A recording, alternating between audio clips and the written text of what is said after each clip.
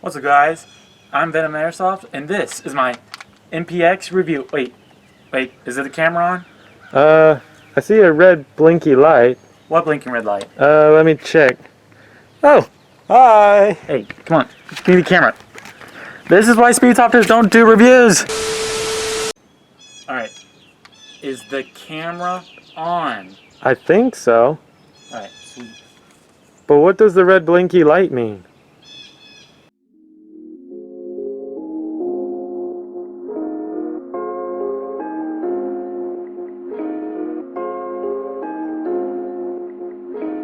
This is technically the King Arms SBR 9mm is what they call it. I'm just going to call it the MPX because it's easier to say, and you can say it like that.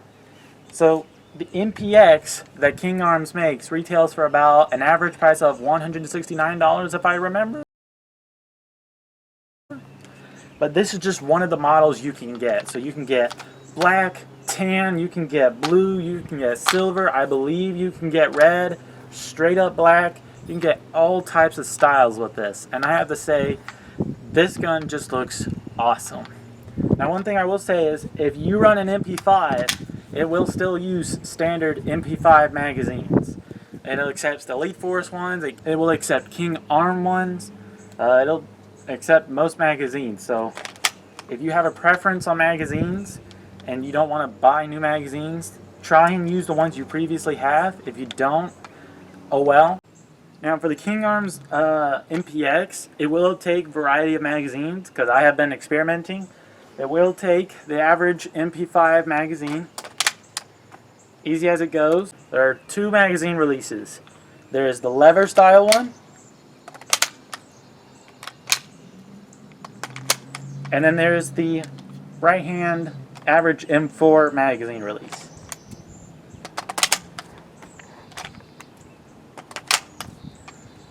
Those are the two magazine releases.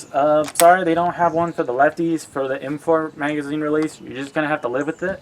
The average MP5 magazines work, as well as the stubby mag MP5 magazines. They just have a very, very tight fit, and they don't hold a lot. So this is kind of good for like mil spec or like if you're doing milsims. So it is an extremely tight fit, and it does feed. All the magazines that I show here feed.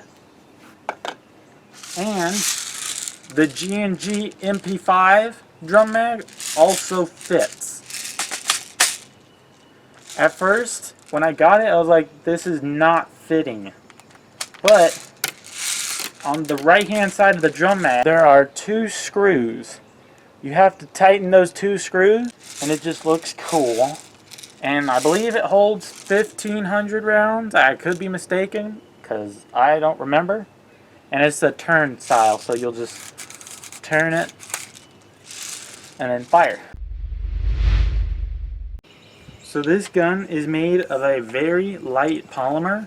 Most of the weight you're going to feel is like right in the center of the gun, which is great because then there's hardly any weight in the stock or in the front of the gun, where most of it is pretty lightweight. The only bits of metal are probably the screws that you'll see on the rails on parts of the gun and the outer barrel. And the outer barrel is kind of funny because you can screw the entire thing off, which I don't know if it was intentional or if it was unintentional. I think it was not supposed to be that intentional. To be honest, this looks very ugly. I don't recommend doing it at all. Please, if you do this, you have committed a sin. But the rest of the gun, lightweight plastic, or it's a very lightweight polymer. It's not like anything cheap. It's a very dense, I'd almost consider G&G polymer. Now, the blue pieces, they are polymer as well. Some of them are metal. Like the charging handle is metal. These rods are metal. The trigger and the magazine release are not as well. Both magazine releases are not metal. They are polymer. So is the trigger. And this is actually a dummy mock bolt. The mock bolt is like probably the weirdest thing ever. They decided to large size it. In this case, there was really no reason because it doesn't lock anything back. So it's just there for looks, which I think is kind of a good thing because it adds to the overall effect. Now to the front rail system, you get 3 additional rails. You get 2 of these small rails, 1 on each side. And then you get 1 long rail. I don't have it attached, but it goes all the way down. It's like a big chunk of rail. So the rails are plastic, but I mean, like, they're not cheap. So let's just get that out of the way. I will say the gun, although this orange tip is plastic, it could probably be easily removed. I just don't feel like removing it. This is not a silencer. On the website, it looks like a silencer or a suppressor, whatever that you want to call it, milsimers. But this is not any of those. This is an amplifier, and it really, you can hear it firing downrange, or if you're the person being shot at it, you can tell that you're being fired with this gun. It's not like one of those Noveski amplifiers. Now the one thing I do like out of this whole gun is the stock. The stock is it has like 7 positions to retract from, and you completely remove it. You just got to get rid of this you just got to move bleh. You just got to press on this tiny gray thumb screw or this pin. It just sticks up. Just click on it, press it down, and then shove it off the stock. And on the end of the stock there's a screw cap where you can put your battery in. For me, because my battery won't fit in with the cap on, just take the screw cap out and then just put your battery in, and then just put the stock on. Don't even bother putting the cap on. Your battery is not going to fall out of this beast. One thing I did like is there are, I believe, 4 different types of back straps for the grip, and then there's a piece for the front, which I think is very neat because then you can have the style of do you want a smooth grip or do you have beefy hands. I mean, it is pretty awesome. This gun supposedly includes a MOSFET. I have not really seen a MOSFET, but I have not done much digging into the gun internally, so you can correct me if there is one. The trigger, basic, safe, semi, full auto, or semi-auto, whatever you want to call it. It runs very well with an 11.1. One detail I think they did the best is the ejection port. Now, on a regular M4 it's like that big, but they decided to go all the way and make it like a 9mm style, which I think is a great personal touch because it gets the way out of it makes the gun more different from M4s. I mean, granted, it feeds MP5 magazines, but it's still, for many, considered a M4 just from the design and design of the gun and its feel. So now we're going to head on to the shooting test, and then you'll actually see this performance of the gun. And it actually performs really well out of the gun for such a tiny package. So let's see you in like 3 seconds. Alright, so I got the MPX. I actually reattached the front sight, and both sides are plastic. Anyway, I got the MPX. I got a magazine. I have Crytek 0.28 gram BBs in here. So we're going to shoot it, we're going to chrono it, and then we're going to see how far it can hit. Alright. And I have an 11.1 LiPo in here. I believe it's Vulcan. Don't criticize me.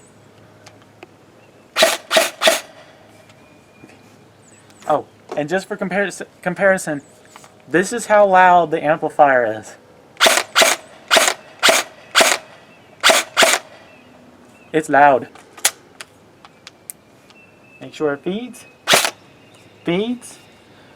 Alright, let's chrono this thing. 308. 375. 311. 307. 310. 307. 309. 307. 304.8. 307.6, 306.5. So it's an averaging about 308 feet per second. Let's just see how far we can shoot. I know we can hit that back tree, which is about 200 feet away.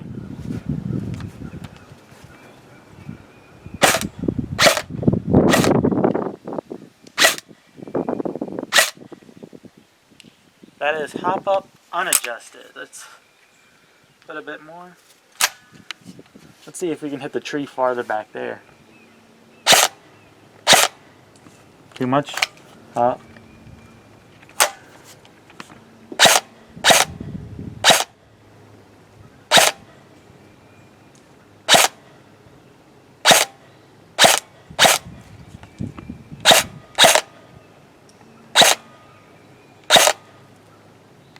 I hear it hitting.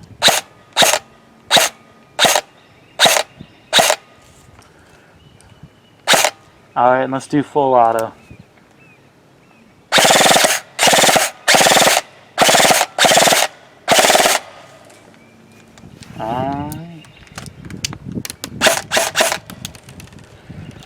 That was the MPX. I think it performs great out of the box. If you have any other suggestions, leave it in the comments below. As always, please guys, subscribe or like the video. If you have any more questions on the MPX, leave it in the comments. I will answer them, as I own this gun and most of the gameplay videos that I have on the channel are of the MPX.